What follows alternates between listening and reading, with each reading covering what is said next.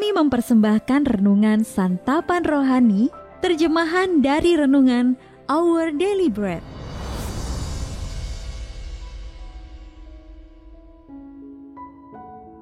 Untuk menerima notifikasi video baru kami, silakan tekan tombol subscribe dan tanda lonceng di bawah ini.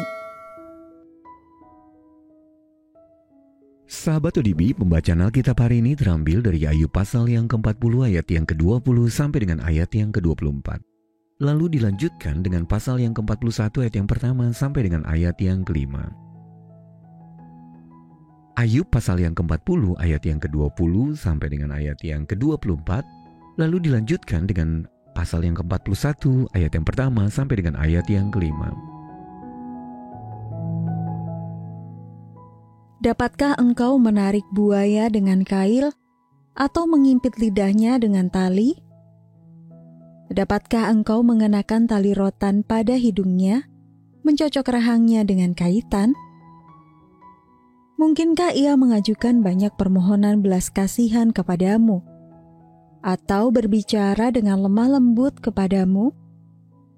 Mungkinkah ia mengikat perjanjian dengan engkau, sehingga engkau mengambil dia menjadi hamba untuk selama-lamanya? Dapatkah engkau bermain-main dengan dia seperti dengan burung dan mengikat dia untuk anak-anakmu perempuan? Orang yang nekat pun tak akan berani membangkitkan marahnya. Siapakah yang dapat bertahan di hadapan aku? Siapakah yang menghadapi aku, yang kubiarkan tetap selamat? Apa yang ada di seluruh kolong langit adalah kepunyaanku.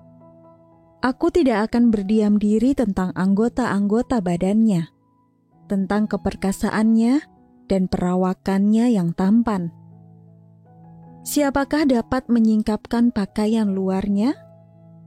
Baju zirahnya yang berlapis dua, siapakah dapat menembusnya? Siapa dapat membuka pintu moncongnya? Di sekeliling giginya ada kengerian. Ayat mas renungan hari ini terambil dari Ayub pasal yang ke-41 ayat yang kedua. Siapakah yang menghadapi aku, yang kubiarkan tetap selamat? Apa yang ada di seluruh kolong langit adalah kepunyaanku. Renungan hari ini berjudul Megalodon dan Lewiatan, ditulis oleh Adam R. Holz. Sahabat ODB, beberapa tahun lalu, sebuah paket berbentuk gumpalan tiba di kotak surat saya. Saya tersenyum melihat bahwa pengirimnya adalah seorang teman baik saya, Joe. Joe terkadang mengirimi saya hal-hal yang tidak terduga. Dan kali ini juga sama. Di dalamnya terdapat gigi seekor hiu dengan warna coklat tua dan panjang hampir 13 cm. Joe menjelaskan dalam suratnya bahwa benda itu adalah fosil gigi dari hiu prasejarah seekor megalodon yang ukurannya berkali-kali lipat lebih besar daripada hiu putih besar. Lalu saya mencoba membayangkan seberapa besar rahang ikan yang dapat menampung sederetan gigi seperti itu. Dan para ilmuwan memberikan jawaban spekulatif. 2,7 meter kali 3 kali 3 meter. Jadi makhluk itu pastilah sangat menakjubkan.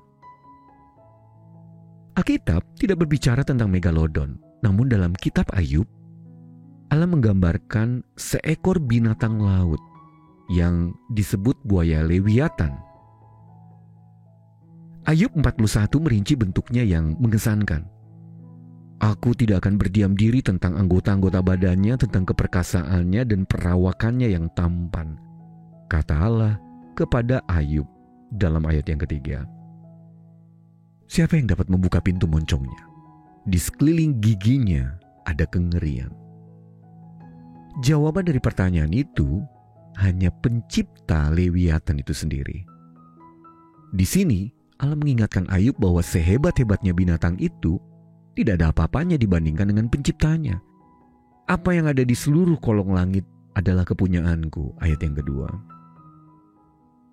Sahabat ODB, gigi hiu yang besar itu saya pajang di atas meja untuk mengingatkan saya tidak saja tentang keagungan dan kreativitas sang pencipta, tetapi juga tentang karakter Allah yang memberikan penghiburan ketika hidup ini terasa menegang.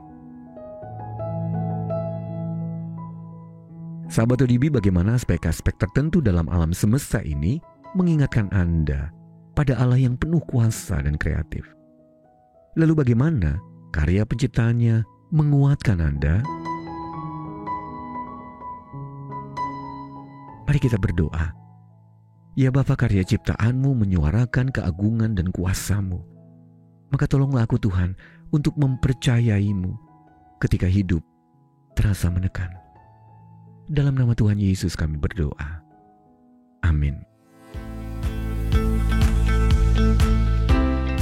Mari mendukung pelayanan ini agar kami dapat menjangkau banyak jiwa dengan firman Tuhan yang sanggup mengubahkan hidup.